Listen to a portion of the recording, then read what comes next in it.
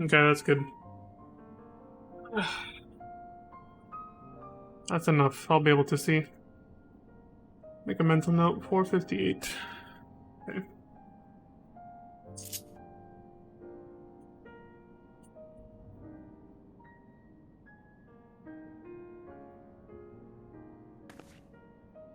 Thank goodness you are unharmed.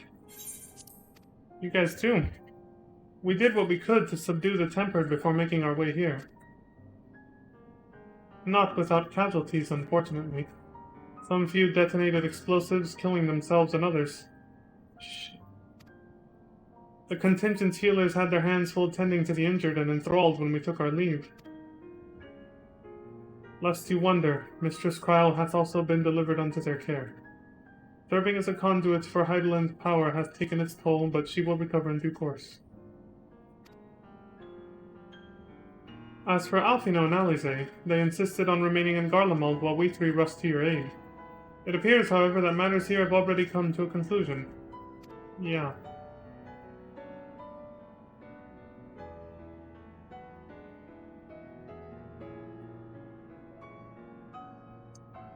But what manner of conclusion, if I might ask?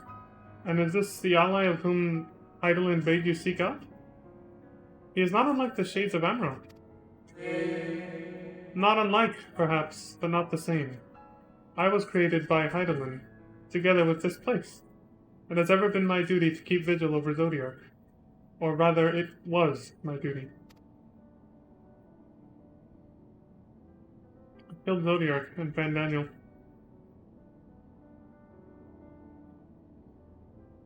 Not that that's a good thing anymore. Perhaps it never was. Then Zodiark is no more? Nope. He's gone. And not without consequence, I am afraid, for now the delicate weave of the star, preserved by his presence, will begin to unravel. If you mean to avert the final days, you shall have need of... Someone doesn't want you to talk. Are you alright?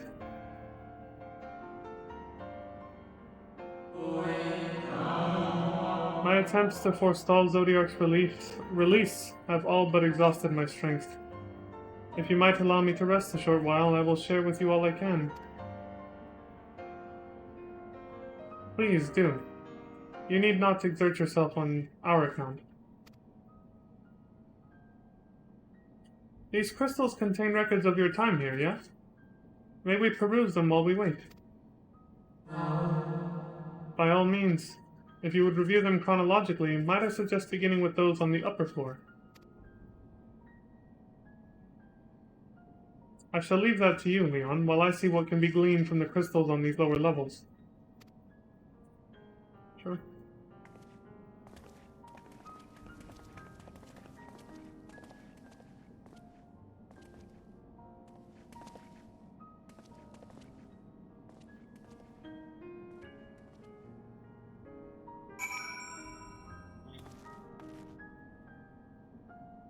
Pillar of Industry, Merchant Mender. I actually have to do this right now. Several dungeons and everything else.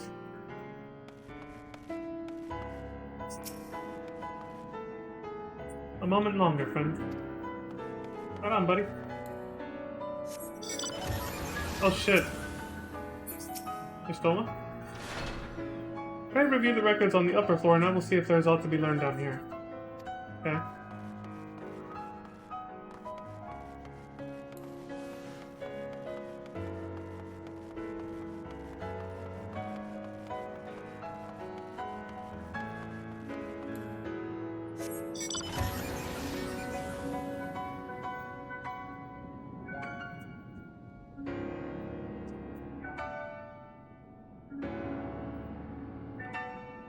Chad Craig, you alright?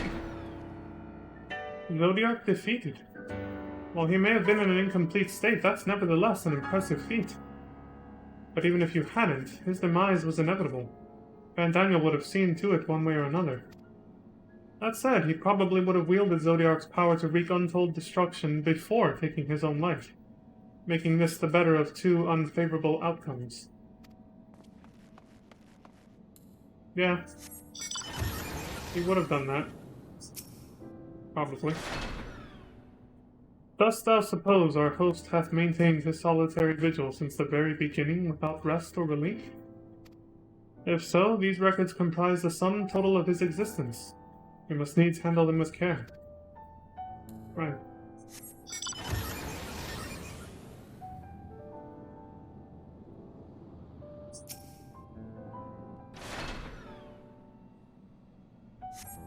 As you gaze into the crystal, ancient knowledge of Zodiac flows through your mind. Daily summary. No abnormalities detected. 3 times it says this. These appear to be records of a long, lonely vigil on the moon dating back to the beginning of Zodiac's imprisonment.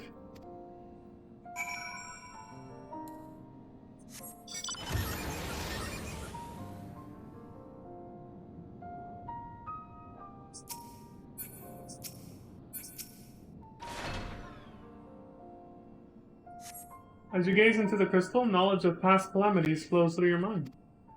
The records describe how, with each rejoining, Zodiac's thirst for freedom grew, as did the strain on the brands. Maintaining Zodiac's imprisonment appears to tax Heidelin greatly.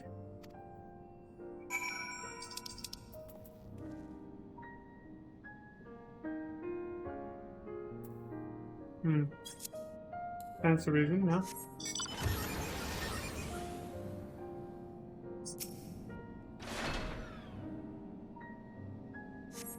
As you gaze into the crystal, knowledge of past rejoinings flows through your mind. The records describe the Watcher's efforts to prepare in the event Zodiac broke free from his prison. The records go on to describe maintenance carried out regularly with the... what? The Loperids. Though it is not clear who or what they are.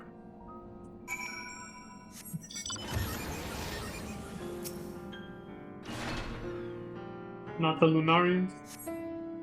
As you gaze into the crystal, record of an unexpected visitor flows through your mind.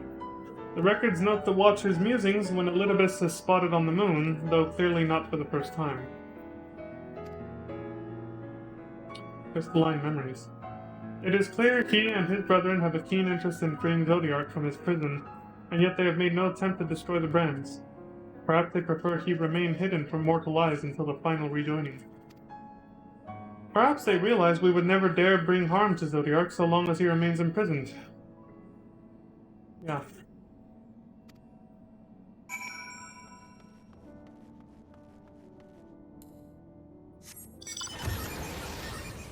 Wouldn't want to upset the balance. For no reason. Did you learn anything of import? Well... so it is as we suspected. Maintaining the brands requires a great deal of her energy and focus, and this cost has grown higher with every rejoining. That would explain why contact with her has become rather infrequent since the 7th Umbral Calamity. I too made a rather startling discovery. This heavenly body we know to be the moon was in fact created by Heidelin. Yeah, I learned that before you guys got here, yeah. When the Watcher said he was created together with this place, I thought he only meant this facility. Truly, Heidelin's powers are far beyond anything I could have imagined. Well, I mean, she had to be able to take on Zodiac, didn't she? So that's the reason they're probably equally as powerful.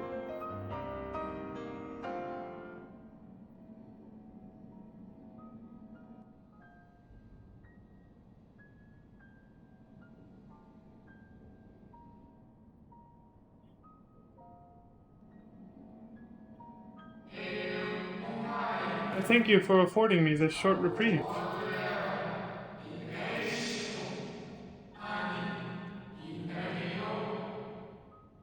You all rested up, buddy?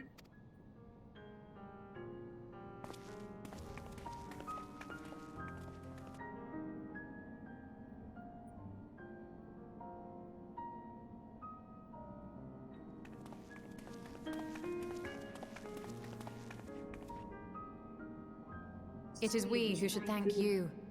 The records stored here are nothing short of extraordinary. There is much we could learn of Zodiac and his imprisonment. but perhaps you could offer us more focused guidance. Pray, tell us of the calamity that came before and comes now again.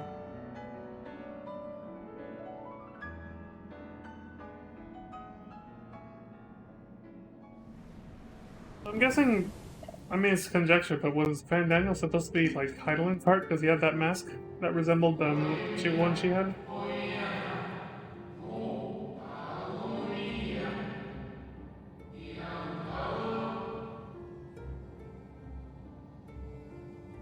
I don't know, it's just because they showed that when he was dying, so I don't know.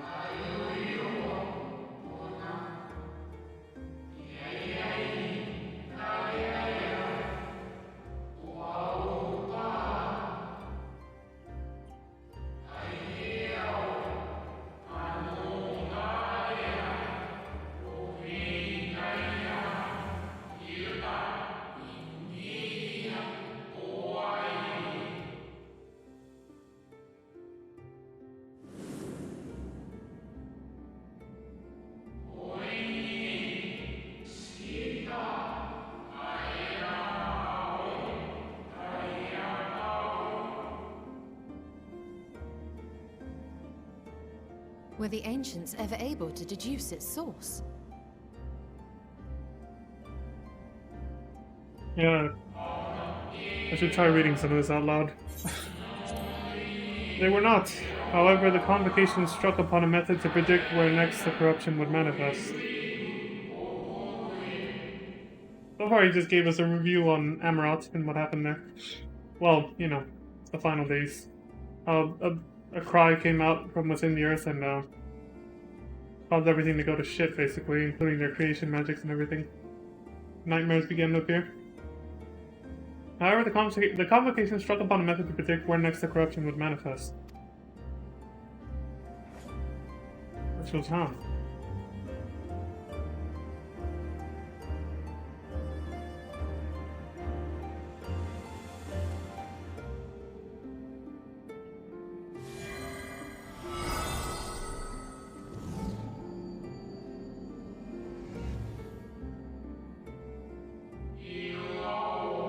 The etheric energies which flow through all of creation in the form of various currents.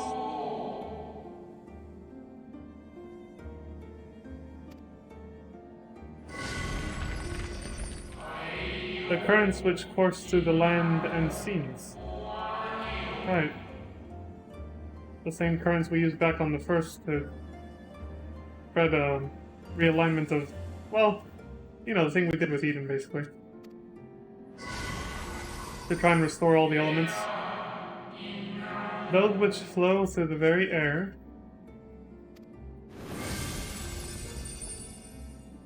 And those of a celestial nature which encompass both our star and this moon.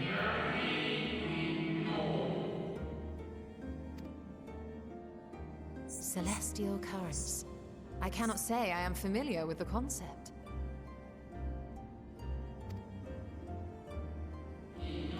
Nor would I expect you to be. Few scholars of our time knew of their existence.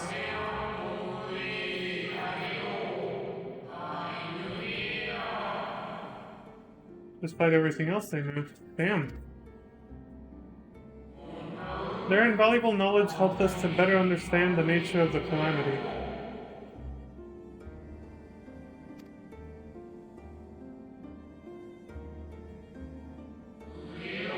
Like the terrestrial ones of earth and air, the celestial currents form a vast network, but the ethereal distribution is not consistent.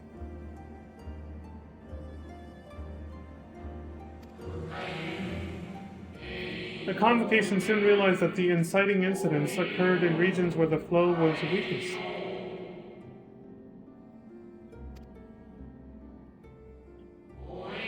Correlation without clear cause, ultimately. Nevertheless, on closer study, a stagnancy of ether was observed in nearby currents.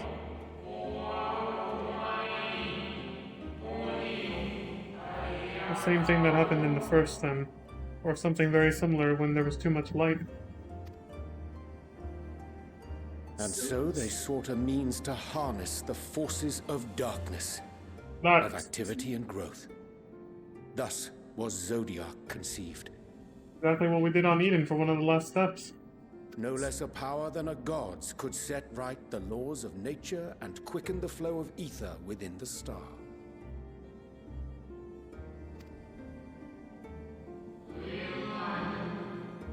Precisely. With the advent of Zodiark, our end was averted.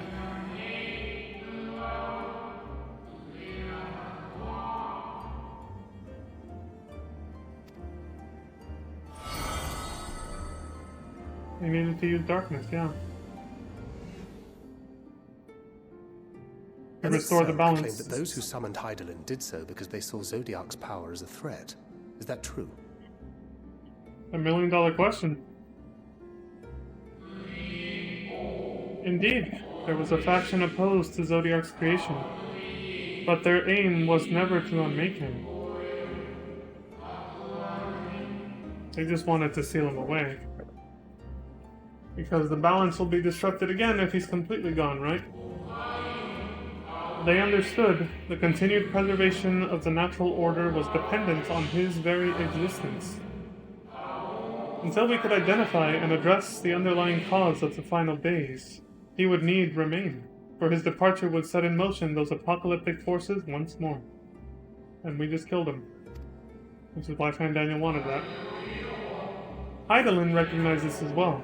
And so, rather than destroy, she sundered Zodiark herself and the star into lesser reflections, that she might confine him in this place. But then, how are we to figure out how to solve the problem? The underlying problem after we all got sundered, though.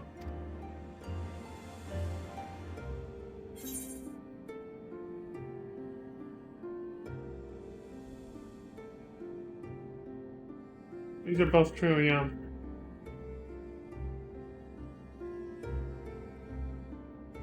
Then, what she told me in the Ethereal Sea was false? Could have sworn she told me to banish the darkness. That the two once dwelled as one until Zodiark grew hungry for power, upsetting the balance betwixt them? Not quite a lie, though a rather gross embellishment.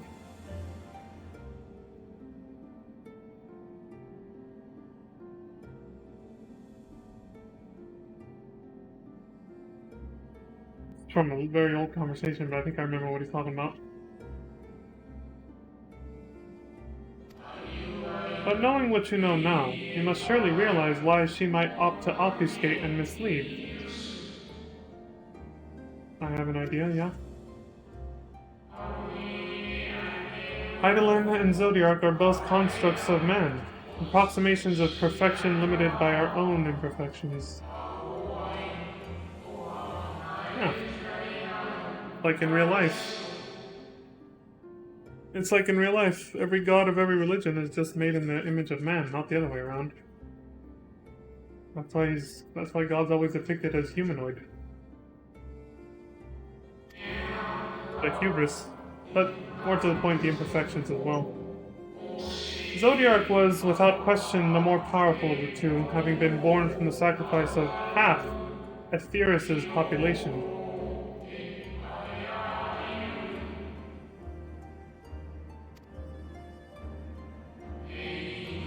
Thus, was it necessary for Hydaelyn to commit herself wholly to his defeat. Still more effort was needed to confine him.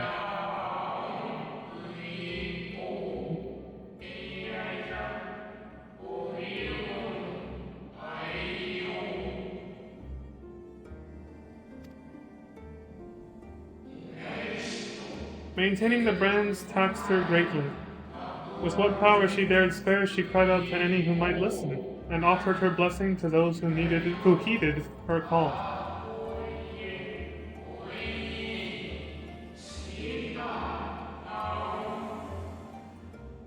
One of those was me, yeah. And Ardbert. And others. Though it was likely within her power to do so, I believe she did not wish to speak of Aetheris and her history.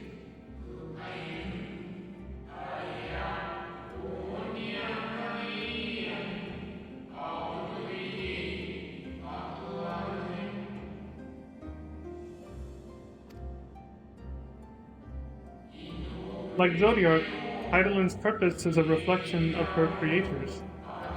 They wish to look to the future and not linger in a prison of the past.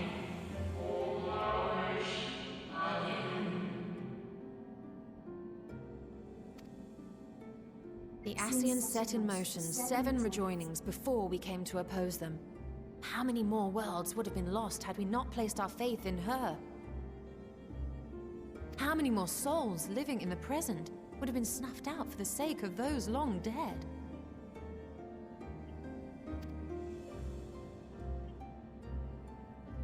Well, in light of recent events, I see no reason to doubt your words.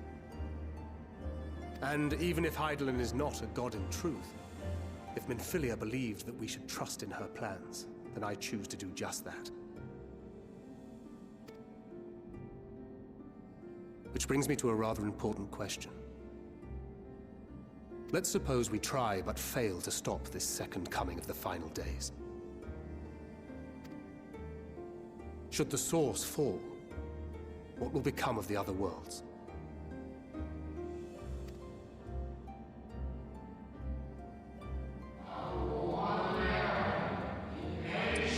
The nomenclature is more fitting than you know.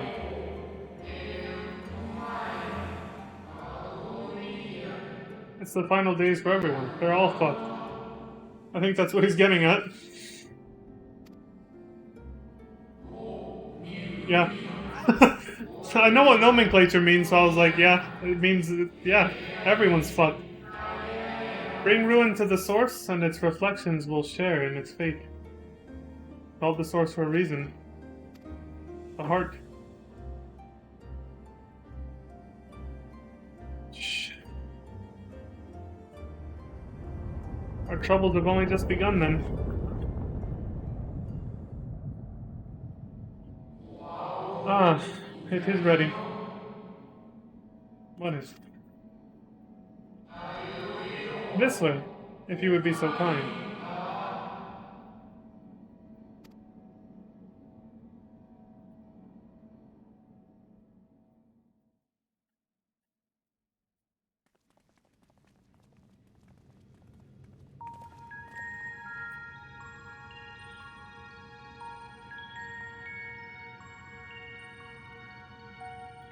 Is that like a beautiful sight, is it not? Yeah. Is that to like launch something into the air? Yes, but what is it? Because it looks like a ramp. It reminds me of the lunar base or whatever. Not the lunar base, but the one that takes you there in FF8, where it like shoots upward towards the sky.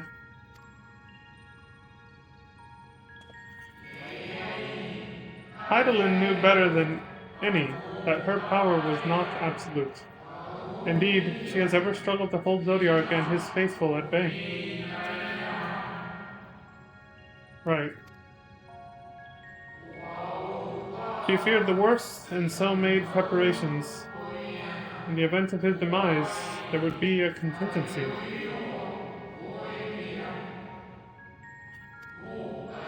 This moon is more than a prison. It is a vessel capable of bearing the people of Aetheris to safe harbor. It's like Noah's Ark! We gotta bring people here. So we need a giant spaceship. You need not go far to find its pilots. In fact, I should be happy to take you to them. This thing is a ship then. It really is taking a chapter straight out of FF4 then, if the moon is just an artificial spaceship of some kind. And fulfill my final duty as Watcher in the Dark.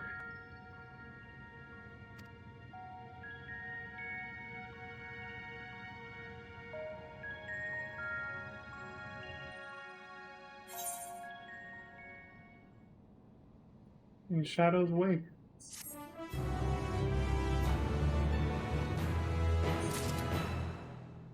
To think we're not even halfway down. God, dude.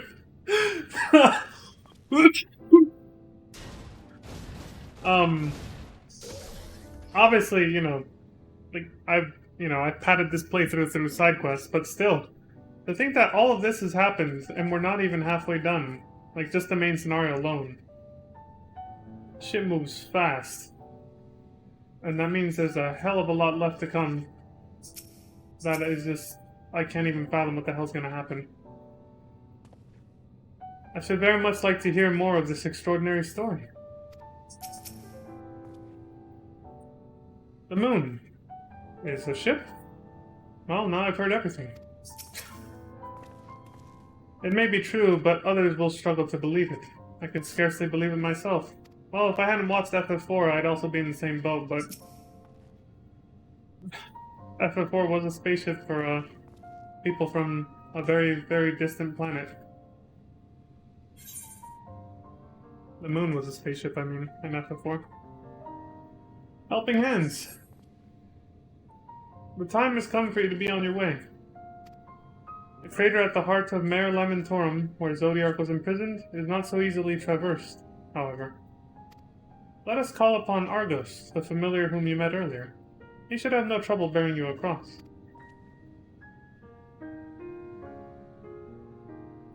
As Heidelin created me as the jailer, so too did she create Argos as the guard. It is his nature to appear when needed, and yet he is nowhere to be found. Strange. Mayhap the imbalancing of ether has affected him. Let us make for the crushing brand and attempt to call upon him there. You need but recall the path you walked with Argos before, and you will find your way. That's pretty far away, dude. If he labors in service to Heidelin's plan, I see no reason not to do as he suggests. Shall we make for this crushing brand, then?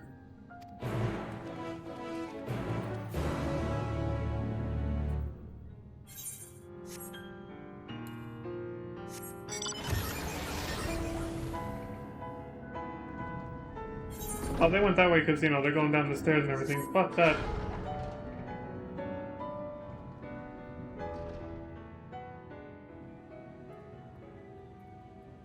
Let me stop here. Because I will die if something attacks me. Alright, good. Alright, we're good. What do they call this thing in FF4? They called it the magical ship or something. It had a weird, very sort of oddly generic name. Okay, it's that way. Oh wait, no, there's a bridge there. Right there. That's the one where we have to actually go around, right? Right, I remember the Doge took us this way. My god, I love the music here. It's so ambient. And sad. Quiet emotion is the best way to put it.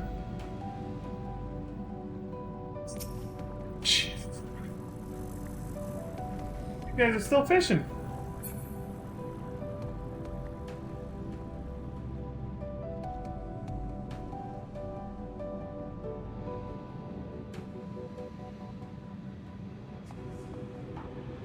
So it's safe to say that when the Crystal Tower series became mandatory for MSQ, that must be an A rank or an S rank. Probably an A rank though. Better stay the hell away from that. The Moose Princess. When the Crystal Tower series became mandatory, that's obviously when they had drawn up their final plans for how the story was going to end, including Fandaniel as Hamon.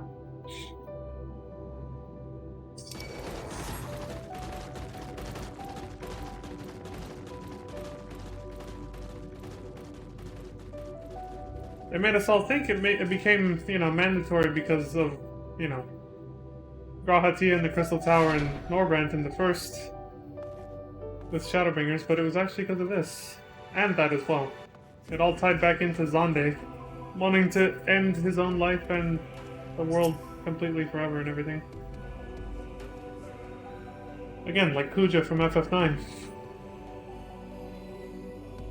With a little preparation, it might be possible to traverse the gap on foot. And again, it would be a long, long way down if one should slip. Perhaps another time. What gap are you talking about, that one? So close and yet so far. Does not the harsh terrain remind you of somewhere we've been before? The Dravanian Forelands, aye. Yeah. A place that rejects the intrusion of outsiders, excuse me. Where solitude reigns supreme. At the very least, it sounds suitable for Zodiark's prison. Yeah. Naught could prepare me for the boundless beauty of Aetheris, shimmering amidst the sea of stars. A blue sapphire, and but one of countless other jewels brimming with life, no doubt. Yeah. I have a view of the planet very similar to this as my desktop background, so yeah. It is very pretty to look at. So for my desktop background, it's glowing. With a lot of... Well, basically the same colors you see there, but accentuated and glowing, making an outward hue. It's very pretty. The planet, I mean. I'm not talking about my desktop background. By extension, yeah, but I just mean the planet itself is beautiful. The place we seek is just ahead at the... Chlorophosgrot. There we go. You see, Argos cannot manifest without sufficient concentrations of ambient ether. You would be hard-pressed to find a greater confluence than inside this cavern. Follow me.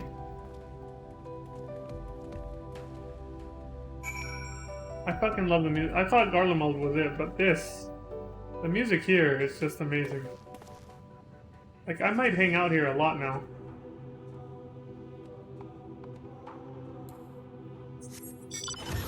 So I wonder if the sun's placement is different based on the time of day, the Eorzea time in the corner there. But until I can fly, I can't really get a good look at it from here. It's stuck to the ground, you know?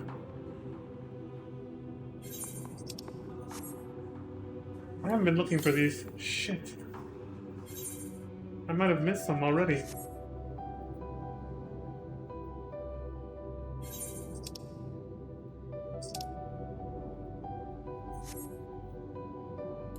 I told you, I forget to look for ether currents. I think most people do when you get engrossed in the story, you know? Shit, it's on the other side of this. Of course. Debated!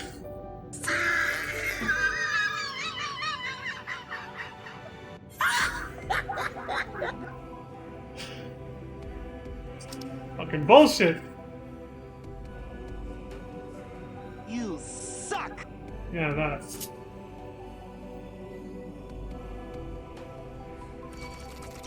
Get the hell away from me. Oh, great. More of them.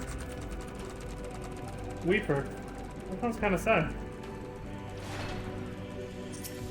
Is he gonna...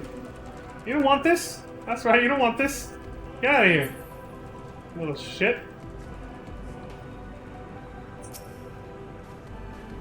This entire cave is thrumming with ambient ether. Alas, any further analysis will have to wait. Curious. This place thus called to mind Plot Any, home of the Numon. So yeah, I can see that now that you say it. A guard of Zodiark's prison, eh? Blood-red eyes, slobbering maw, and built like a behemoth, I'd imagine.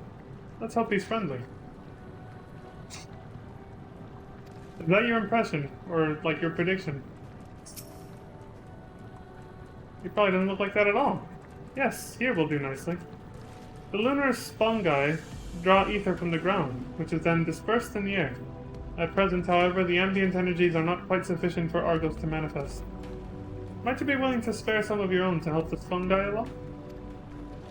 Or the spungoi, however you pronounce it. Given time, the lunar spungoi would suffuse this place with sufficient ether, but we need not wait if you are willing to provide a helping hand.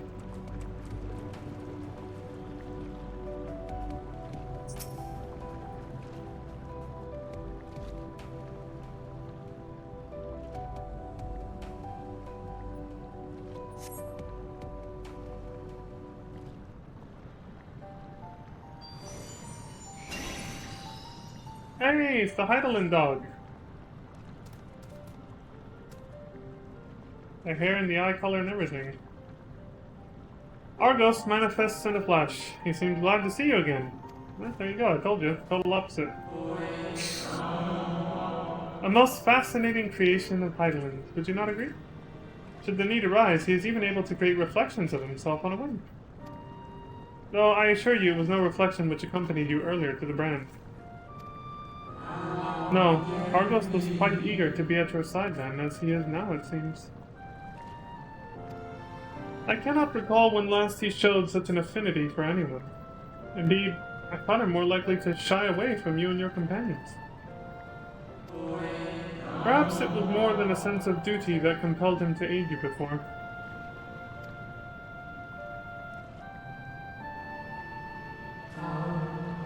As for your companions, more than a sense of duty.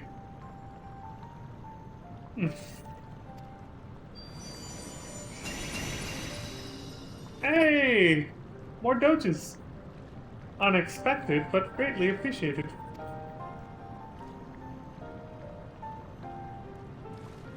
I believe we are all ready.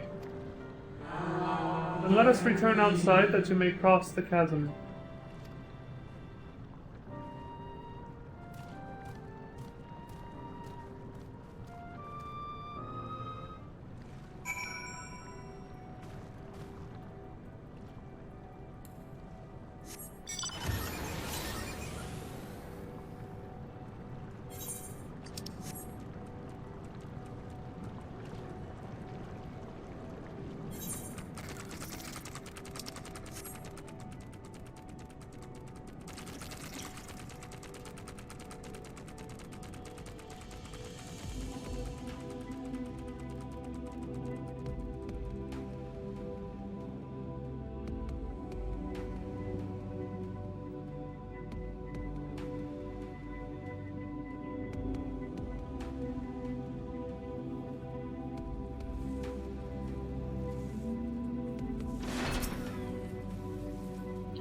I was expecting something a little more intimidating and less man's best friend. I told you. I was like, I don't know, it's probably going to be quite the opposite of what you're thinking, Tancred. To whom wouldst Heidelin entrust the command of so grand a vessel, I wonder? Dalamud has long been described as the loyal hound of Menfina due to its relation to the Greater Moon. It seems highly improbable, if not impossible, for ancient peoples to have known of Argos, but now I wonder whether there is some connection.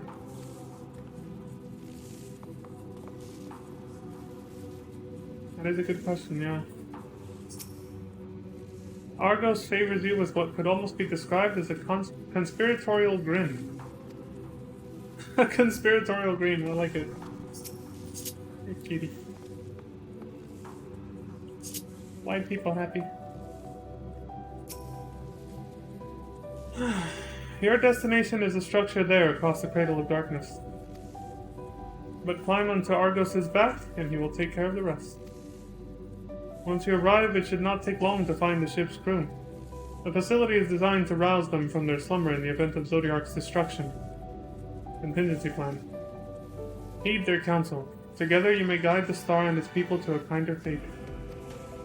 This is where we part ways, but know that I shall ever be watching and praying for your success. Worry not for me.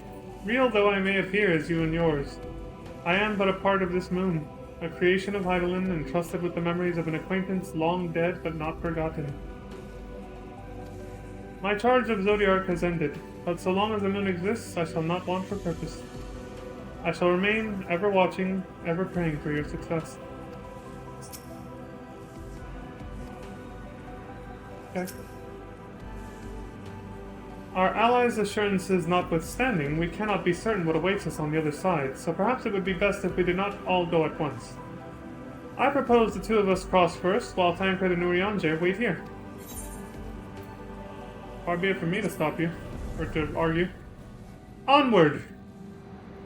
Yay! A malefic ether yet permeates from the crater. Remnants of Zodiark, most like.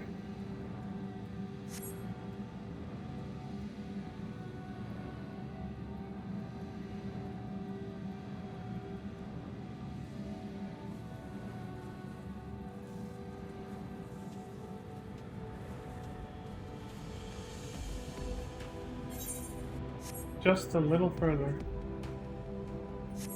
God, I'm having a great time with this game. This is just amazing. They really outdid themselves with this one. It's unbelievable. I knew Endwalker was good from how people hyped it up even after it came out and started talking about it or whatever. I didn't think it was going to be this good. This is amazing so far. Again, we're not even halfway. And I'm already, like, in awe of it, you know? It's just amazing. Like, part of me is thinking, how the hell is it gonna get any better than this? With, like, 7.0 and shit. How is it gonna get more epic? They really meant it when they said in that last live letter before Endwalker, like, they said, we're gonna try to continue writing, like, awesome stories and stuff after, Endwalker or whatever, but it's gonna be difficult. Yeah, they've set the bar for themselves really high. Also, hello, Deathling Duck. I see you there. Happy to have you. Welcome back to the stream. Hope you're having a wonderful evening.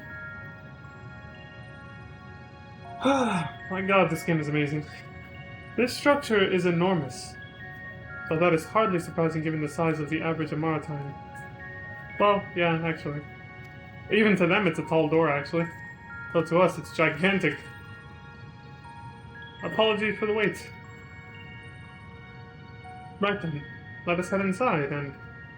Oh? More doges.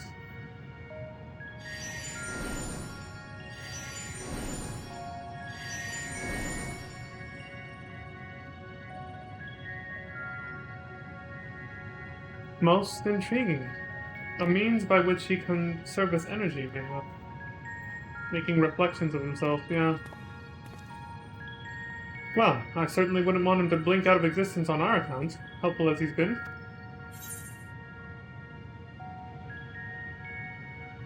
Stay here where it's safe, alright?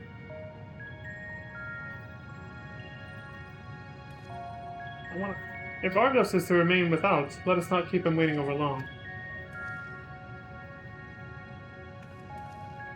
I want Doge to be safe.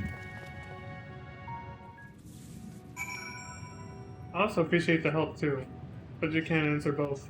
I had to pick one. That's to go backwards, I'm guessing. Ooh.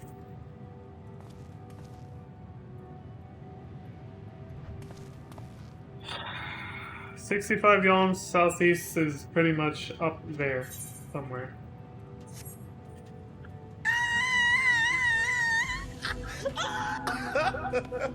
Yeah, I thought I was like, easy ether current right here. Nope. Debated again.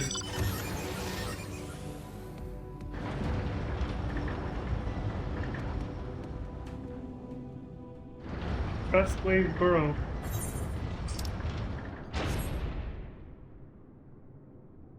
Jesus.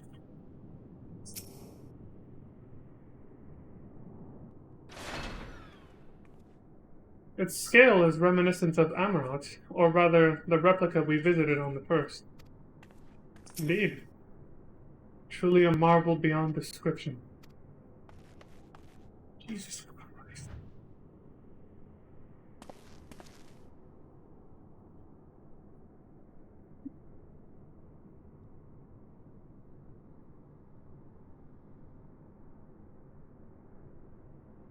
Reminds me a tiny bit of the Crystal Tower's interior, a little. Chat card? What's your take on this?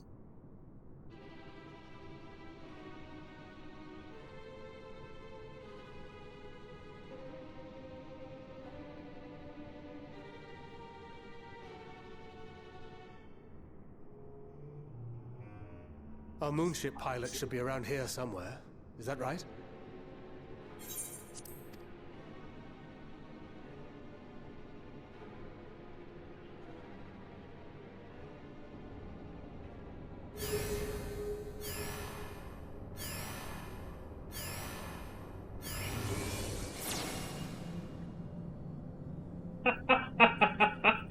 Yes.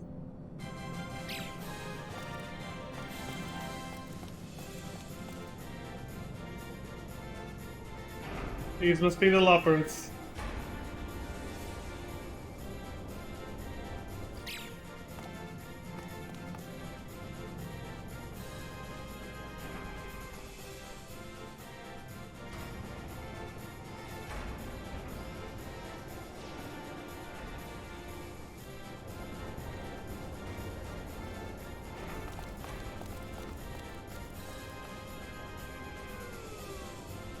Bunnies!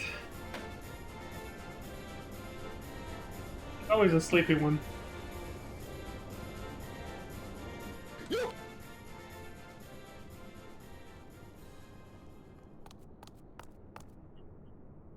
lively, everyone! I know, this 1243rd inspection is a mite ahead of schedule, but it is of the utmost importance, for Zodiac, alas, is no more. As of now, our mighty moon has a new purpose, to bear the people of Aetheris to safety! Our time has come, my friends!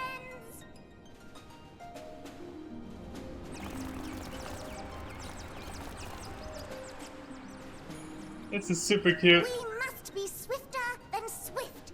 There is much to do before our guests arrive. I expect your workstations to be immaculate, and don't forget to relay our signal to Aetheris. Questions? Yes? No? Maybe so? No? Then hop to it!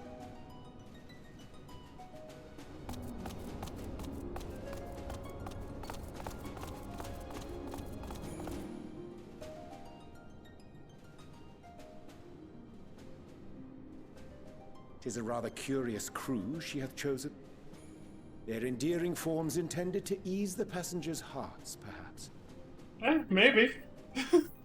Perhaps.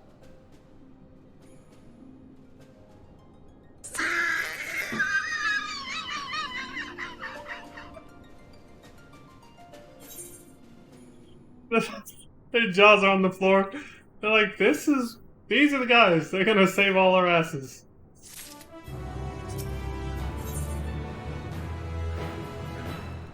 A hairy situation. You don't say.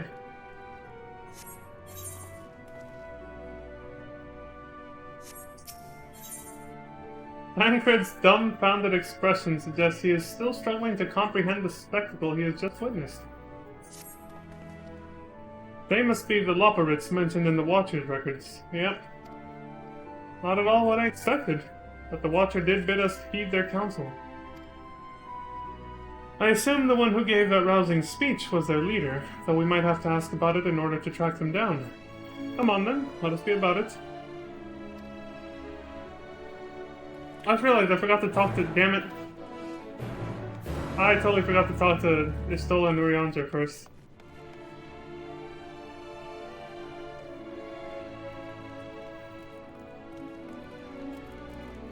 God, it's like we've arrived at Disneyland or something. Oh, damn. Well, I guess the next time I play this game, I'll find out what Istola and Urianger would have said if I talked to them.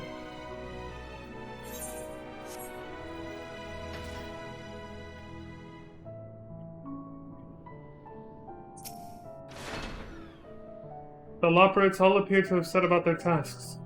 Whether is their leader, I wonder. I don't know. Where the hell's everybody else? God damn, this place is huge. Anybody with megaphobia is probably freaking out right now.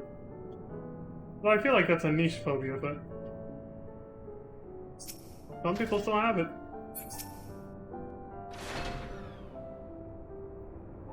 Saw all the fun the traders on Aetheris were getting up to, and I thought to myself, hey, I could do that. So here I am, eagerly awaiting your patronage and bicolored gemstones.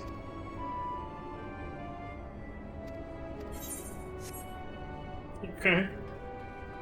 A little weird, but...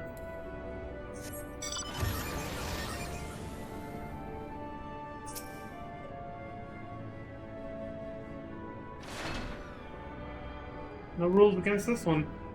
Yep.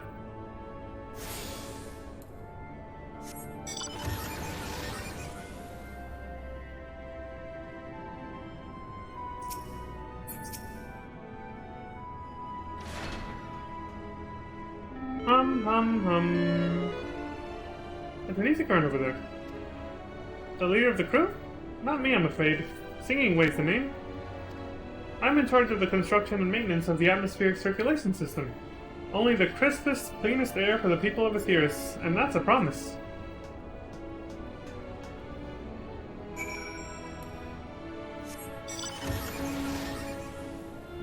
Can Does this work? Oh! There we go. Worked.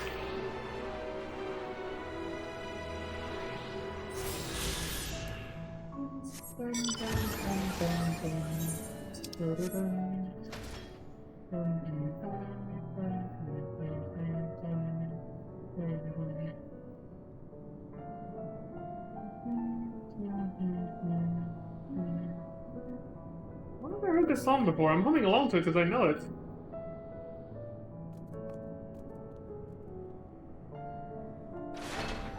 Yeah, I don't know where I know it from.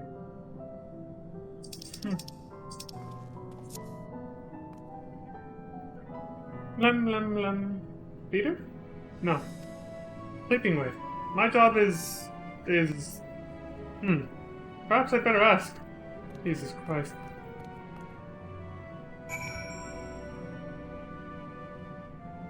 Somewhat reminds me of the capsules in the lunar base in FF8. Slightly.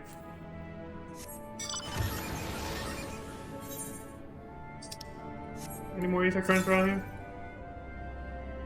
This way.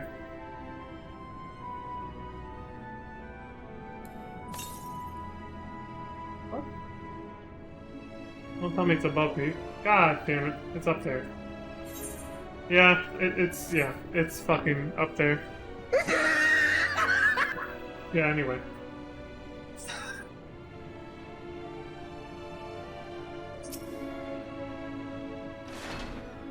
I only saw them from a distance, but their fur was brown, if that helps at all. Yeah, I saw that too.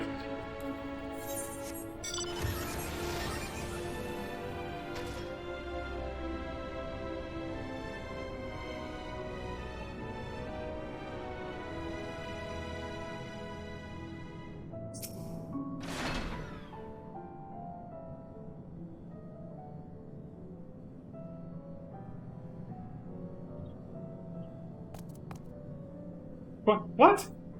How in the... When did you get here? Who let you in? Why wasn't I told? You didn't notice us?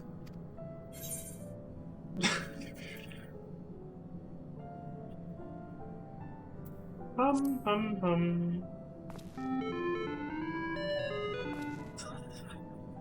What the fuck was that? What was that supposed to be? Your humming, if one can even call it that, is atrociously off-key. It should sound more like this.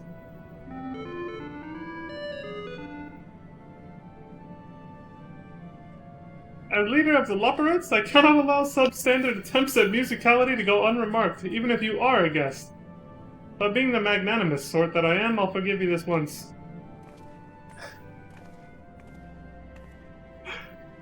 Well. Looks like you beat us here. Your friends, I take it? Is this all of them?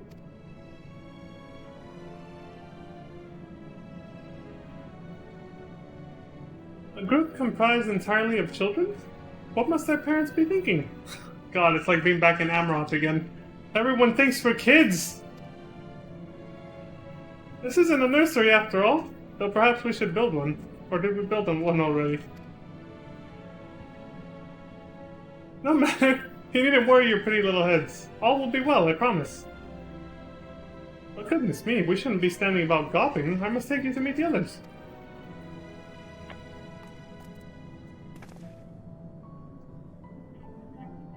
If you could run along back toward the entrance, you'll find a path that leads to the central platform on the upper floor.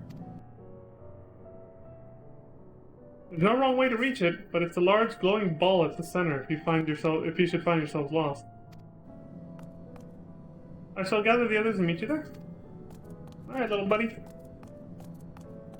Well then, back to the upper floor it is.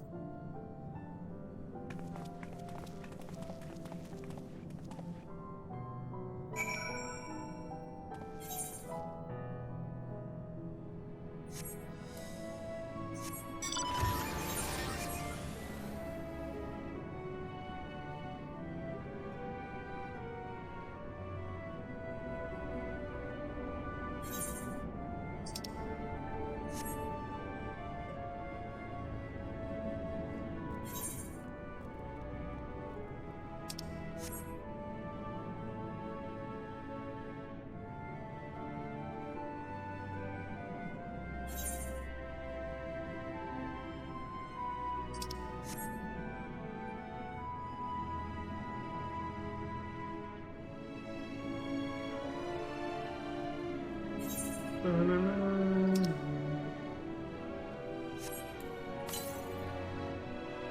what? Oh, that, yeah, the one outside.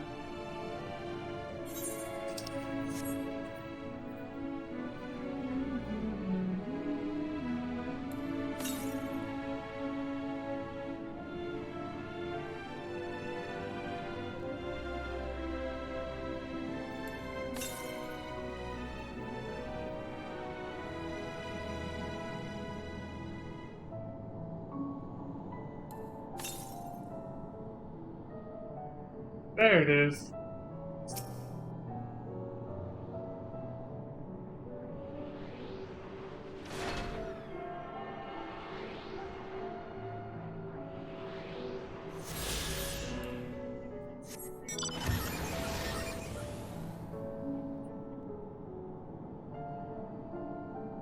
Can I cross over this? No, I can't.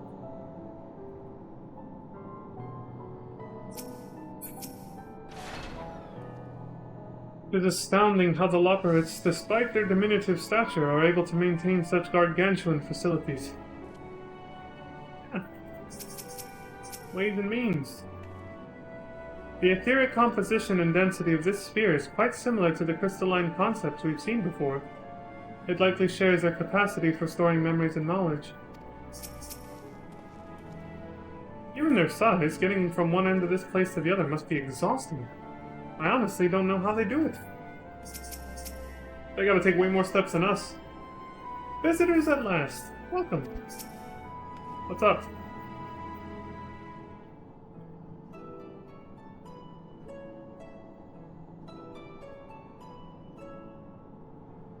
Right, of course. Introductions are in order. Ahem. My name is Livingway, and we are the Loporrits, created for the express purpose of commanding this ship and bearing the people of Etheris to a brave new world. More specifically, I am the one whom she charged with the execution of her most vital plans.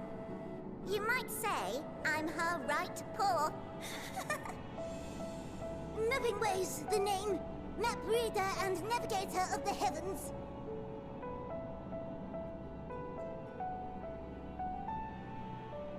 Pleasure to meet you all, but I'm still trying to make sense of this.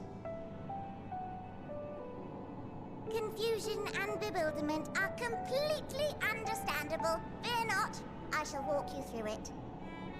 The people of Etheris, through no fault of your own, I'm sure, set in motion a series of events that, unfortunately, culminated in Zodiac's obliteration. Yeah. Acutely aware of the imminent crisis, your parents sent you little ones on ahead while they began the necessary preparations.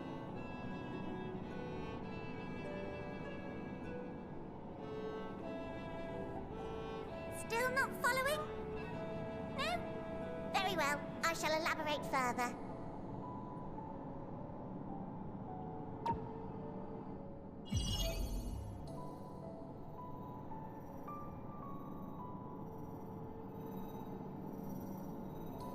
Here, we have Etheris, your home, and the moon, where we are now. Without Zodiac around to keep things lively, so to speak, the celestial currents of the star have doubtless begun to degrade. We noticed that even before. A calamity Shadowbringers. of apocalyptic proportions will be visited upon Etheris, bringing an end to all life. Very sad, that. So too hath the Watcher claimed. By thine unperturbed countenance, I gather this eventuality was anticipated. The doom and gloom. Oh yes, quite expected. Imagine, if you will, that Etheris is a delicious carrot that I've forgotten to eat and left out in the midday sun. The most earnest wishes or prayers will not stop it from rotting to the core. So sadly, there's nothing to be done but to abandon said carrot, Etheris, in case the metaphor is lost on you, to its grisly fate. And this moon will serve as the vessel to deliver us to a new home. Just so! We will gather up as many people, supplies, and resources as our stores will hold. And then, once everyone is aboard, it's off to another star. So begins the plot of FF4, yeah. Easier said than done, admittedly. For one does not simply hop from star to star on a whim. Which is precisely why we've spent countless years constructing the most propulsive of propulsion systems. We ought to make it to our destination in 2 shakes of a rabbit's tail. What's the destination? You'd have to know first. Impressive technology. I dare say it is beyond anything we have ever seen. No need to shower us with praise. All we've done is faithfully carry out the instructions left to us by Heidelin. Back in the old days, when she was still just Venar, she was dedicated to the study of the world and its inner workings. Okay, so that confirms it was And the Benar. Watcher, Alright. the real one, not the simulacrum you met, was one of her fellow researchers. We and this wondrous vessel masquerading as a moon are products of their knowledge and know-how. There's certainly more to you all than meets the eye. Might I ask where exactly you intend to take us?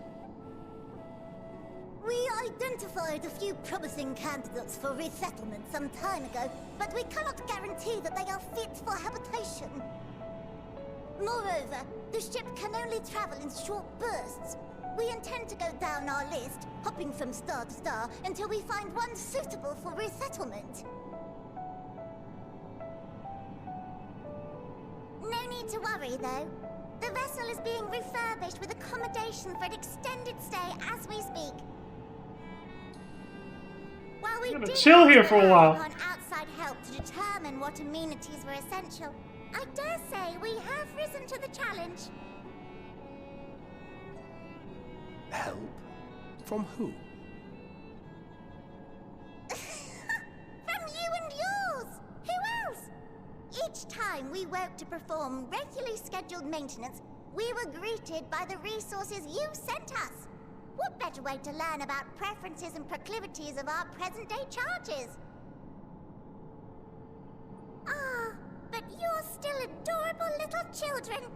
Perhaps your elders were responsible for the deliveries. I'm not sure what led you to conclude otherwise, but I can assure you that we are all grown men and women. And I very much doubt my elders know this place exists, much less how to send you so much as a starlight missive. What? Then who in blazes let you on my moon?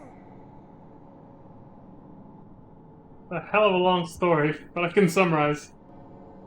Heidelin herself led you here. You don't say!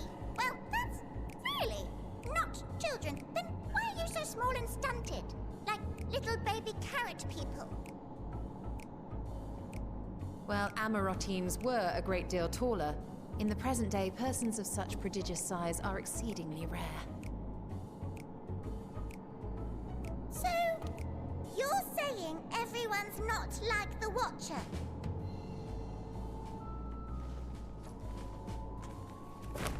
Oh, confound it all! Someone could have at least scribbled a note about your profound miniaturization. That tone in that position. Fucking debated. One of the first books sent to us. A compendium of the people of Atheris, with a few blank pages at the back for minor corrections and updates as needed. The sum total of our knowledge of your kind is contained in these pages. I thought it was abridged and made small for our benefit, but this isn't a regular-sized book, is it?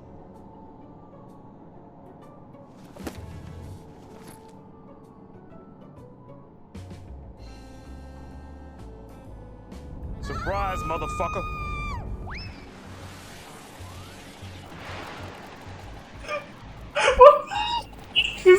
going on? Building Way, can you hear me? Yes, we're all very busy. Change of plans. I need you to rebuild the domiciles at 1/3 the scale. All of them. Yes, all of them, and but me no buts. See to it with all speed. Massive ass beds. You could tell us a bit more about your terrestrial collaborators. Yes, in due time. But first, I'd like to hear more about you, if it's all the same. I'd rather not risk any other complications due to outdated knowledge of our passengers-to-be.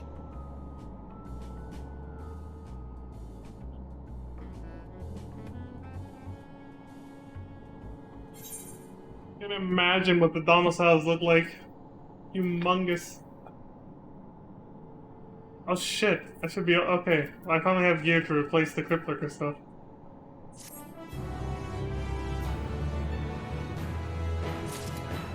Here we go.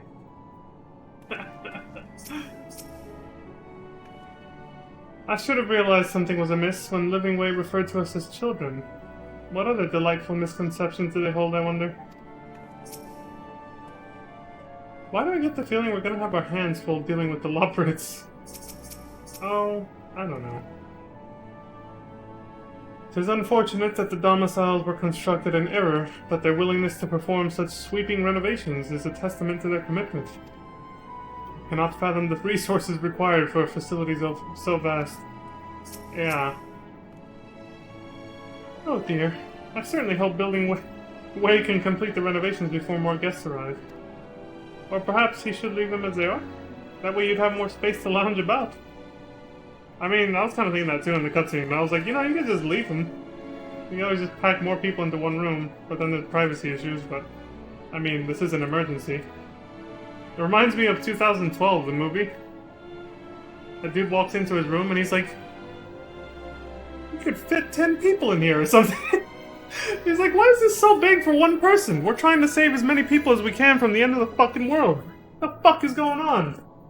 But of course, you know, the people who built it were, you know... They built it using elitist values and only thought of the people they were planning to take, and that's it. Just the few they wanted to save. A taste of the moon. Purple carrot juice? Hearty and healthful beverage. Prepared from the pulp of purple carrots and pixie apples. Excellent. Actually, let me see.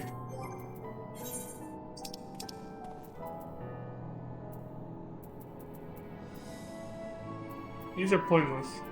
These are actually 533. Yep. Finally have higher item level stuff. Alright. Phrygian. Yes, that's just Phrygian, okay. Glimmering gold line chest that suggests a valuable weapon. Yeah. Oh.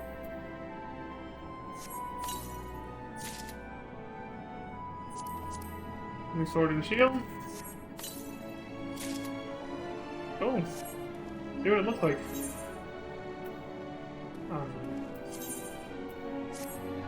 Whoa! Neat! If I want to see the rest of the outfit later, hold on, let's see. Oh! I love it when weapons do that. Yeah, I should have done it like this. Hold on.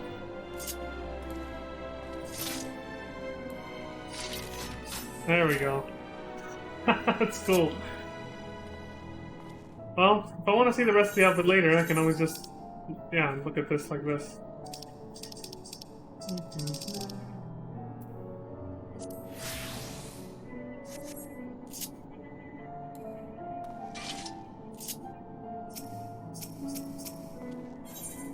A taste of the moon.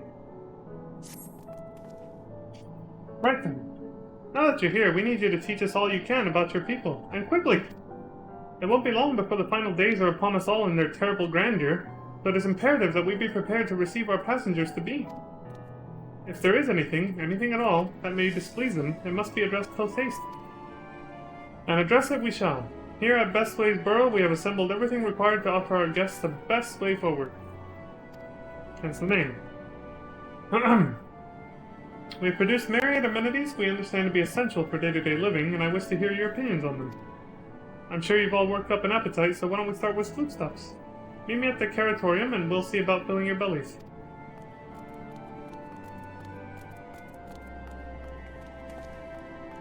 She does not want for enthusiasm.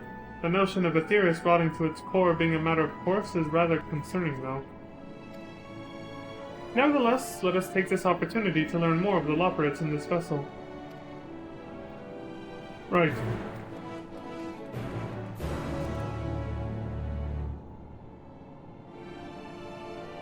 What's a delay?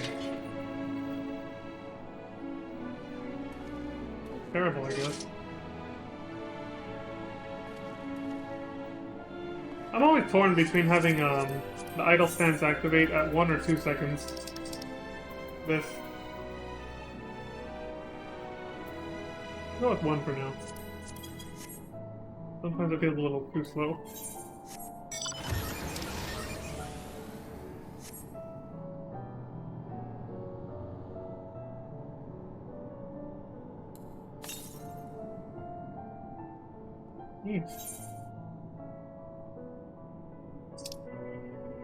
Probably over there.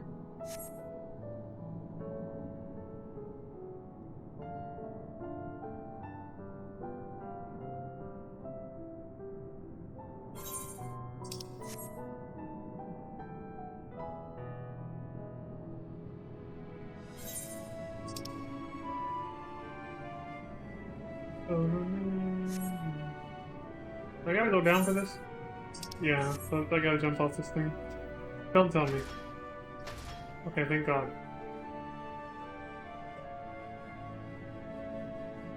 Oh, we don't hear a sound when I crash onto the ground.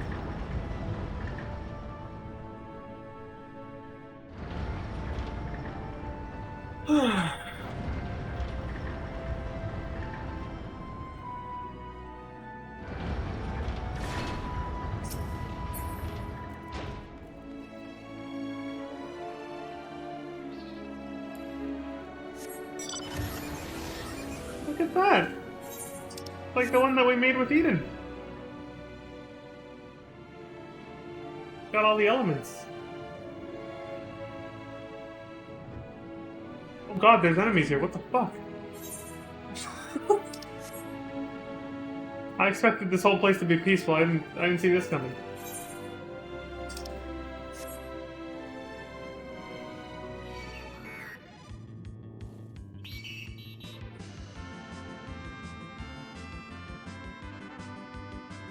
The FF4 throwback. Holy shit. They've committed to this. Alright, me and you, let's go.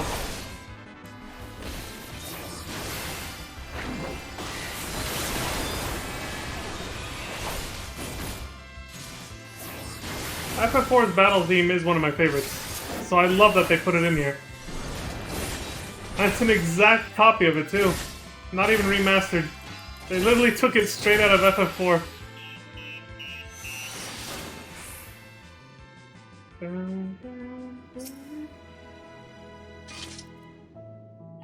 You're a lot smaller than we expected, but I trust you still have large appetites, yes? Yeah, actually. Some of us more than we should. Given their earlier confusion regarding our size, I cannot help but wonder if they even know the first thing about us. Yeah. Am I the only one who suspects we're not going to find anything edible whatsoever? Hast thou spied the peculiar sentinels patrolling the vicinity? I just fought one.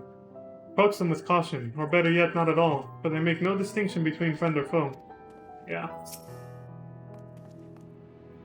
But they don't have the right data on us. Welcome to the Caratorium. Here we create prototypes of the various sundries required by our soon-to-be passengers. Allow me to introduce the head of foodstuff production. Cooking Way. Pleasure to meet you all.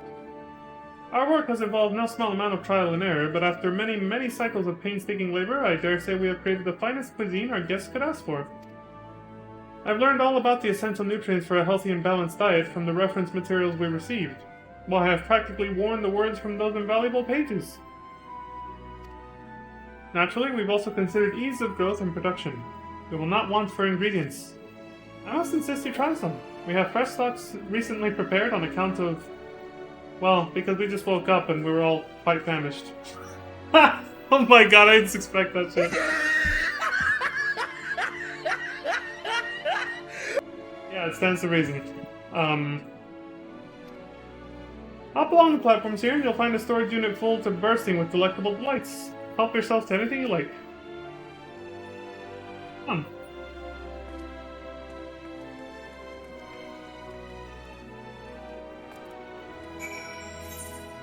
Oh my god. I guess I'm going with you, Stola.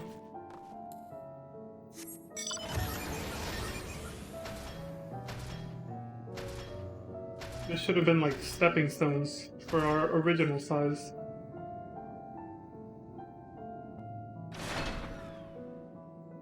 Well, here's a conundrum. Which carrot should we start with?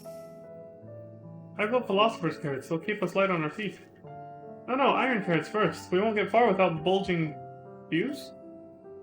What? Did I read that right? This doesn't require a debate. We have work to do, so quit dragging your feet and get to it. You open the storage unit and find a rainbow-colored assortment of carrots. Which carrot will you choose? The ominous crimson carrot. Peculiar-looking blue carrot. The blue variety is strangely supple to the touch and smells vaguely of mint. Oh, bad choice. Its excessive length and girth only adds to the dubiousness of this so-called carrot. I mean, I like the color blue. What about the other ones? What do they say? Unassuming orange. From frond to tip, no scratches or blemishes mar this immaculate specimen. Nevertheless, if not for its excessive length and girth, one might think it was an ordinary carrot.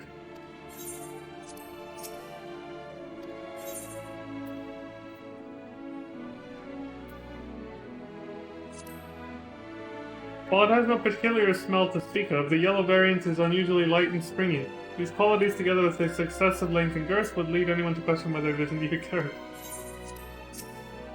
And the rest? The ominous crimson one. The soft texture and redolent aroma of this crimson creation belie its staggering weight. The excessive length and girth only compound the mystery, leaving you perplexed as to the nature of this carrot, quote-unquote.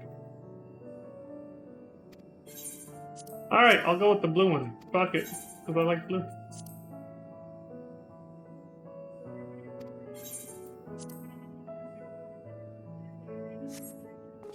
On second thought, you elect to simply take an obscenely large carrot for now. Due to its bizarre qualities, it would be prudent to ask Cooking Way whether it's safe to eat first. Oh, well, okay. Why the hell even make me choose then? Man, I got fucking debated. You suck!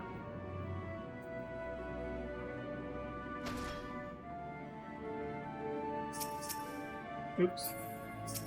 There we go. I'm eager to hear what you think of our work. I'm sure there's some small room for improvement, but I'm confident you'll be satisfied.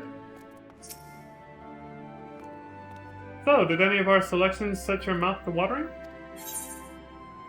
This. Even Vieira are like to swoon at the sight of so grand a carrot. That or be offended by all those who assume that they would. You bastard! Basically. Ah yes, a fine choice. One of my personal favorites, actually. Please, dig in. I'm eager to hear what you think. I hope you enjoyed it as much as we do.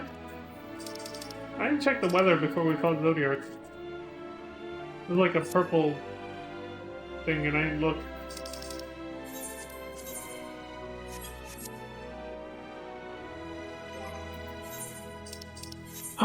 Eat the obscenely large carrot. With great trepidation, you take a bite out of the carrot. You are taken by surprise when blue juices burst forth from the carrot and dribble down your chin. As you take your second bite, you can feel your mental faculties sharpening. Ooh, yes. Your mind opens to the universe, and for a brief moment the mysteries of existence are simple, transformative truths. But the revelation is fleeting. When you at last finish the carrot, a sweet yet sour aftertaste lingers on your tongue and the number 42 in your mind. You bastard! 42. Really? The meaning of life? They had to go with that fucking number? Of course it was a philosopher's carrot, the one they were talking about. I can't believe they actually said 42. The meaning of life. What did you think? Unlike anything you've ever tasted, yes? The philosopher's carrot improves mental fortitude. Something of a shock at first bite, but it's well worth the enhanced powers of cognition. We have plenty of other varieties too. Bleeding carrots to improve blood flow. Oh, that must have been the red one. Green carrots to help with sleep. So you see, we have a carrot for every occasion. This is awesome. Yes, I can certainly see demand for this in Charlene, 100%. These carrots are extraordinary.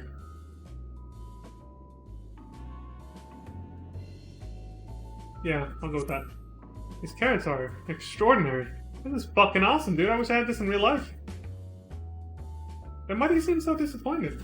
If they're lacking somehow, we need to know. I take it you two had a wide assortment of carrots to choose from and not else?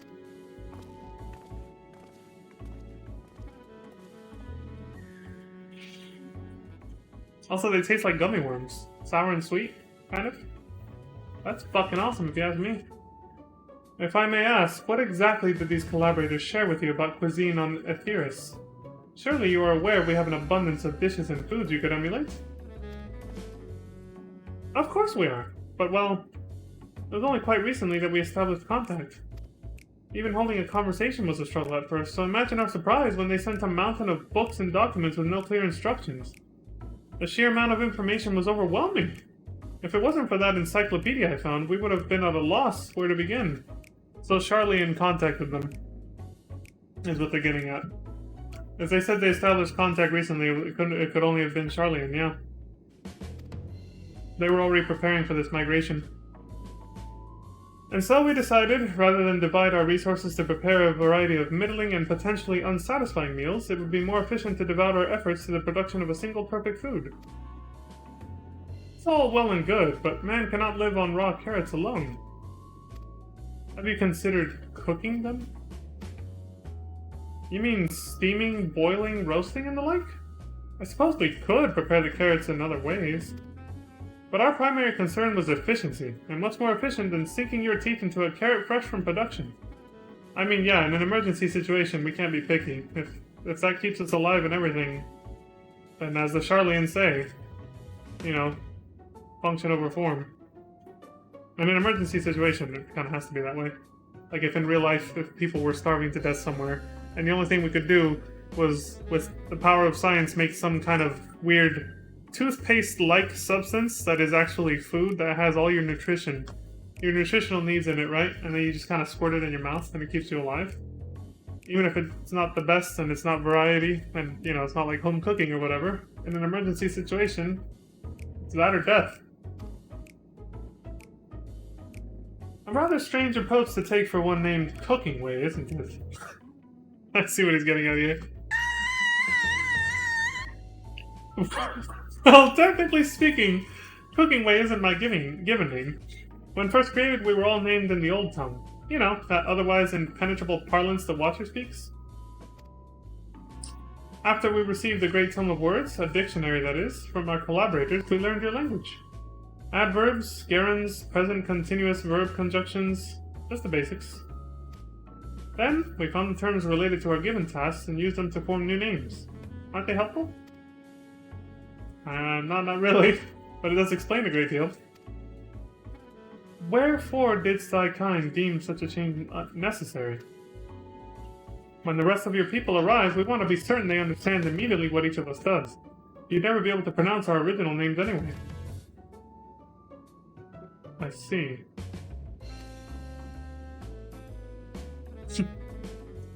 I hope our critiques, such as they are, were helpful to you. Though if you should decide to preserve flora and fauna from Aetherius as well, you would be able to offer the passengers a more balanced diet.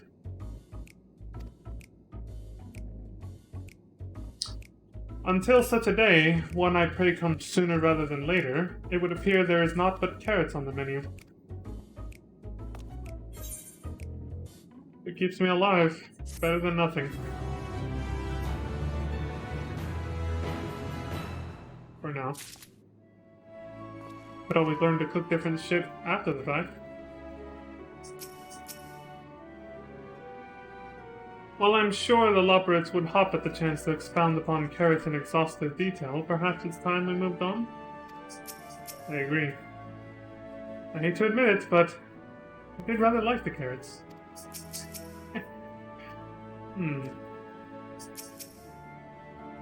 Hungry for more carrots? Fear not, you can eat to your heart's content after you've seen the rest of Best Bladesboro. Style the hero.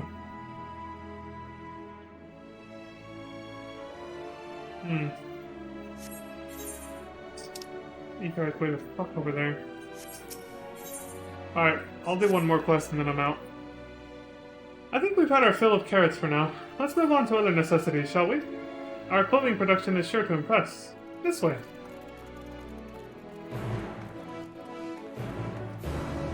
This ought to be good.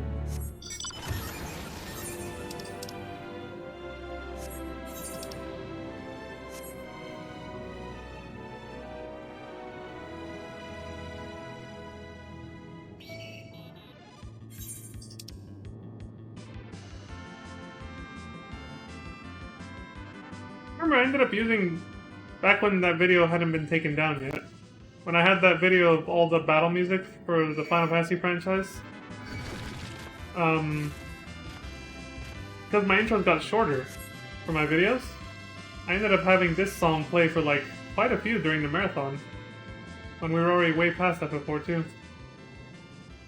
This song was my video opener for a huge chunk of the marathon. Well, not a huge chunk when compared to how long it actually is, never mind, but a good chunk. Garments born of the heavens, crafted with methods ancient and forgotten. Dress befitting we who walk in shade, stewards of the esoteric.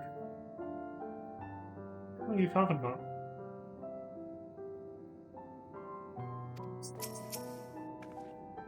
Do you suppose the clothes they prepared will be as grossly oversized as the carrots? Probably! It's hardly sun-silk tapestries, but perhaps we'll be pleasantly surprised. Hey, I'm open-minded, yeah. What do we got? What kind of new fashion you gonna give me? Here we are, the apparel production station. We've chosen to employ more traditional methods for this task. Creation magics, of course. Eidolon, in her infinite wisdom, blessed us with the self-same affinity for magic her people possessed. We have other amazing talents, of course, and I know you're dying to hear about them, but I will regale you with the details another time. That said, we did run into a spot of trouble at first. Our magic alone was not sufficient to see our work done. In the end, we discovered crystallized ether was a wonderful catalyst that could provide us with the extra V's we needed. My, how resourceful. Ah, the sweet sound of recognition. You will also be impressed to hear we read all about your habit of changing attire to match your chosen profession. For the sake of efficiency, I presume? This has also been taken into account with our designs. But why take my word for it when you can simply try on our clothes? Make yourselves known to the workers and they will see to the rest. This is gonna be some good shit. If you're worried about sizing, don't be. It should be a simple matter to adjust our concepts as required. And it will be required. Well, if they can use creation magics, that means it won't be a problem. They can just snap their fingers and shrink down the clothes and everything.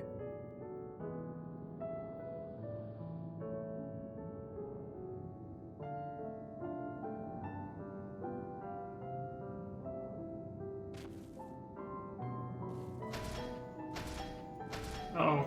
Of course I fell through the crack. Oh, hold on, I'm good.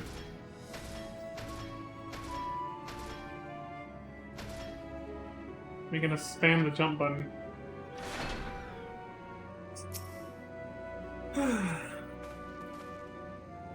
Ah, it's you! One of the visitors from Aetheris. Goodness me, Mapping Way wasn't kidding. You really are smaller than the Watcher. Alright, you're here to try on a set of clothes, yes? What would you have me fashion for you today?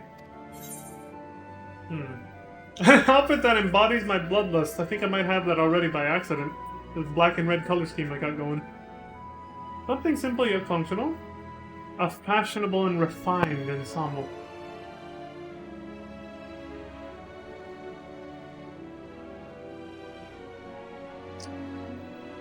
This is the funniest answer. I'm gonna go with this.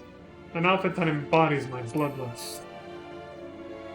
My sword here is called the Blood Sword for a reason. It saps and drains the life of anything I hit with it and gives it to me, like a vampire. Embodies your... what?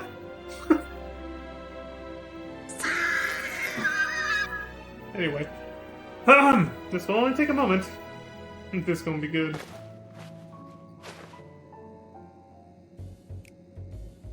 What the fuck is this?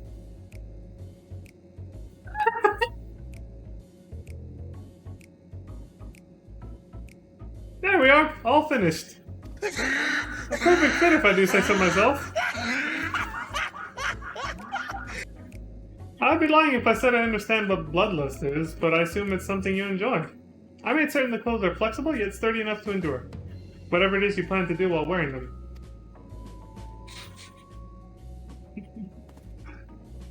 Would you look at that? Speechless! And there I thought you may not like it. If you would mind to try something else, why not speak with my fellow artisans? I'm sure they'd be happy to oblige. You must continue wearing these garments in order to progress. Change back to your normal garments if you move too far away. Okay. Speak with the restless Lopred to restore or prolong the garment change. You suck! Anyway.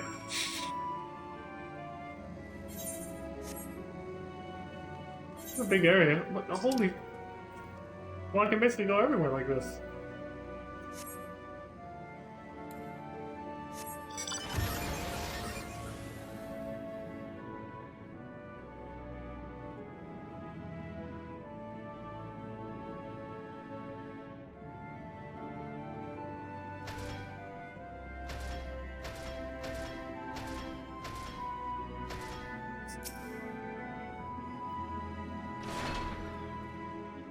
Ah! No one said you'd be coming. Or how can I help you? You wish to try my clothes? Really? Of course. It would be my honor. Did you have anything in mind?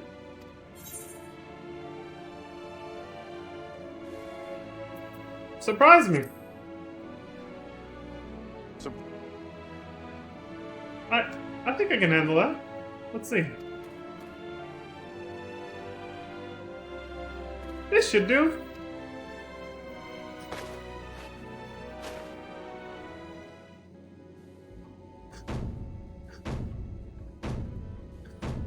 Surprise, motherfucker. Some of my best work yet. It's actually kind of an upgrade from the last one. It's less drab and bland, yeah. It's a relatively new concept incorporating an idea that's never been tried with clothing before. Fragrance. Can you smell the carrots? Ah, simply divine. I was worried how the concept would turn out when put to the proof, but it looks stunning on you. Why don't you go and show Livingway? I'm sure she's eager to see what we've come up with.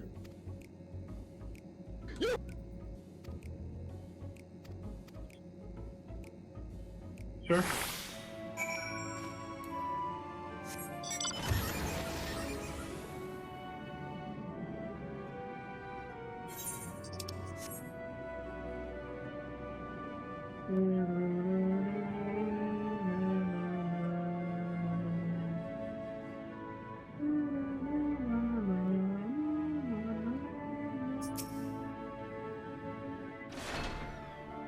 My, don't we look splendid? The results of much trial and error, but I know quality work when I see it. Shh. You needn't speak. I can see your adoration for the moon and we Lopreds in your eyes. No doubt your friends feel the same, having sampled our creations. Oh, I can't wait to see them. Holy shit. This is gonna be good.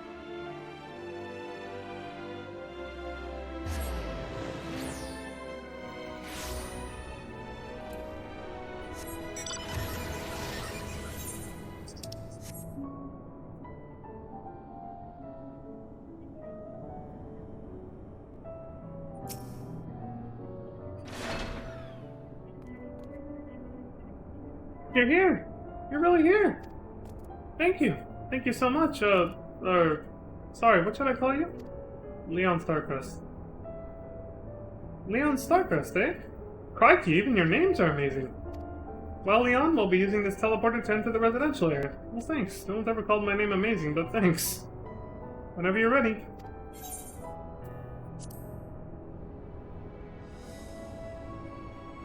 New housing district incoming. Ready in the teleporter. And the moon.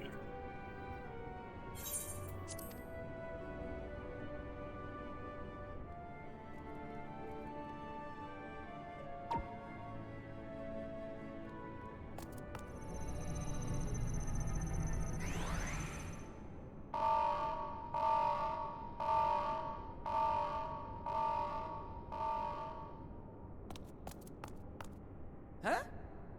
Access to living quarters restricted due to reconstruction. Then where is it? Oh no! What? Surprise, motherfucker.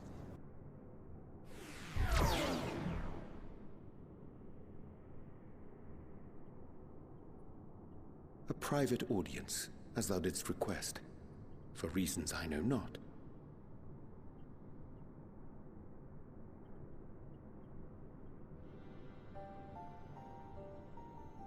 Just a precaution. I'd rather I didn't have to ask the question at all, but I take my responsibilities very, very seriously. Do you and your friends, by any chance, find our accommodation wanting? Be honest, brutally even. 'Twould be ungracious of me to belittle the efforts of thee and thine. Lovely sentiment, really. But the disappointment is writ plain on your comrades' faces. It's all the more frustrating since no one will come out and say what they find wanting.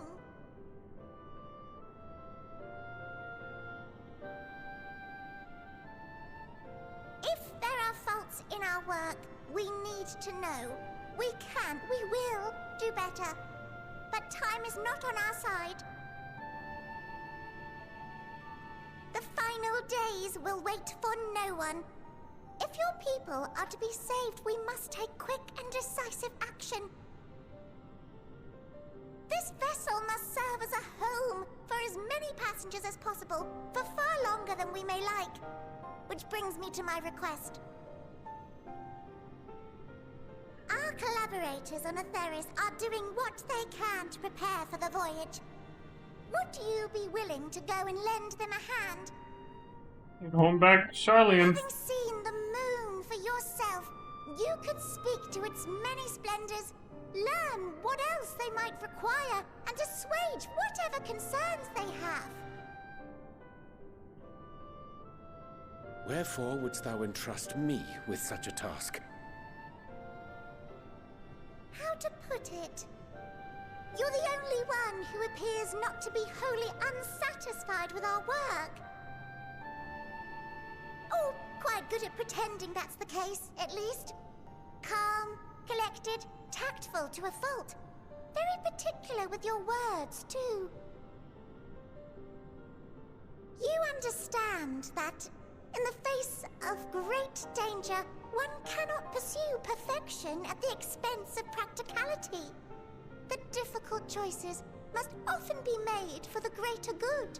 Like what I was just saying earlier about the nutritional toothpaste or whatever. Needs must. And so fate doth conspire to set my feet upon this path once more. Come again? Yeah, what the fuck are you talking about? Ah, idle musings.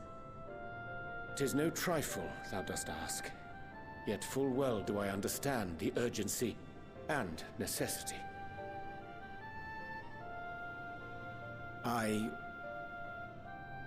Oh, dear me! Dear me! I was terribly sorry for the mix-up. It's a bit of a malfunction. I hadn't realized the residential quarters were inaccessible, you see. But you're still in one piece, so all's well that ends well, yes? Won't happen again. I promise.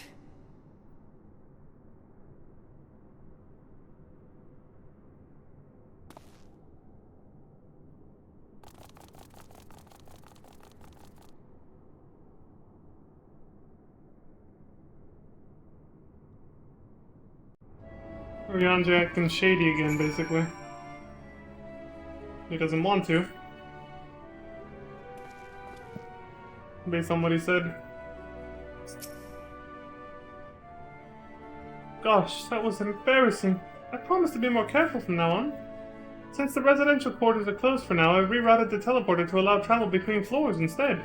Hopefully it proves useful in the meantime. A shame you couldn't see it though. You really would have liked it.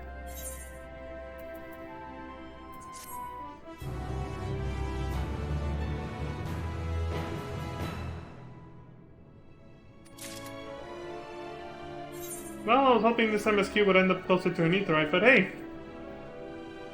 I'll take it. It's close enough, and that's kind of also the other thing I was looking for.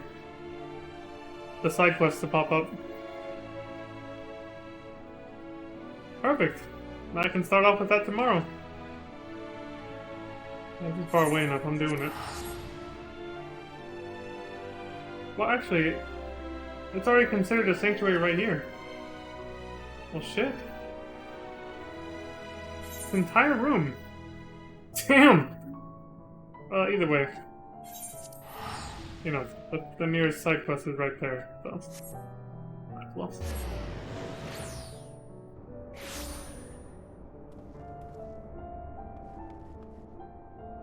I guess Orion's is upset that he has to do things in secrecy again.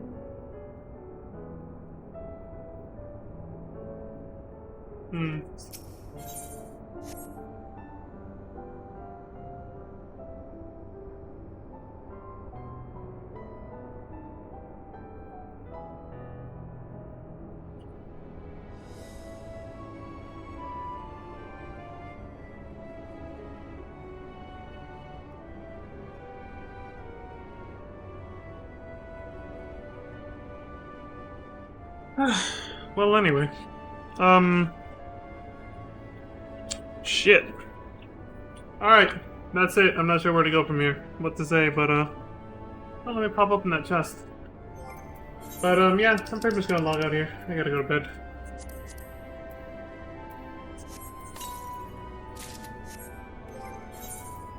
There we go.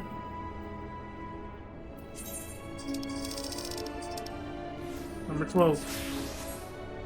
So what does this look like so far? Neat.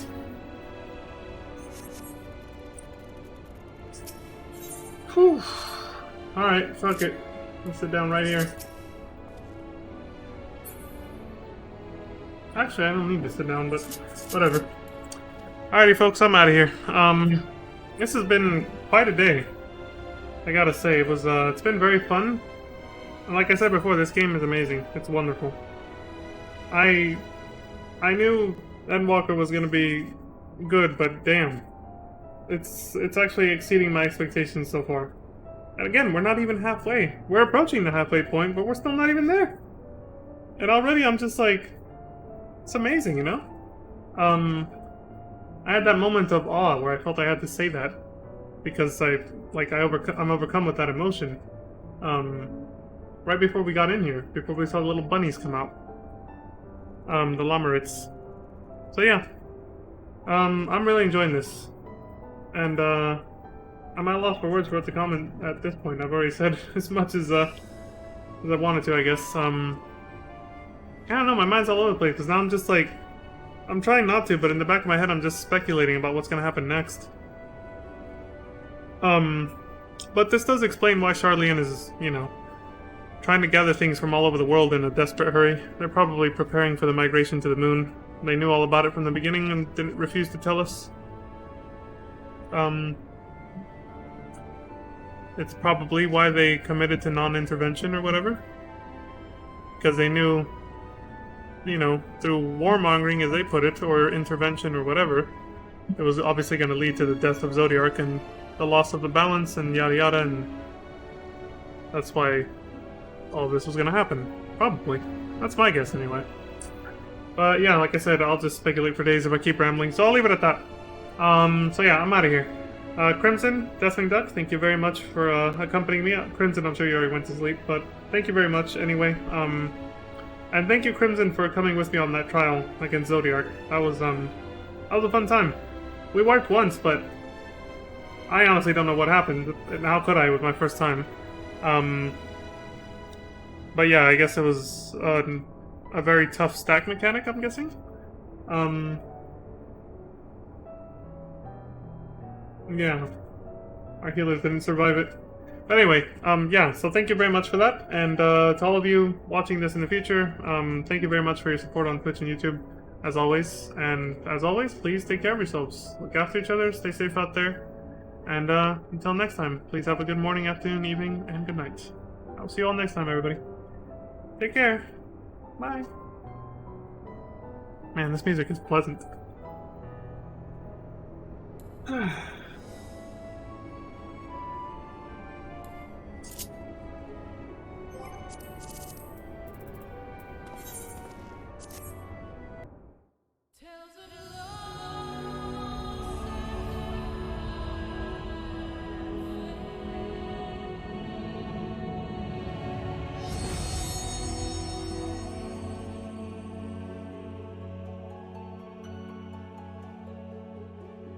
And again, thank you, Crimson and Deathwing Duck, for coming by. I appreciate you guys very much. I'm off to bed.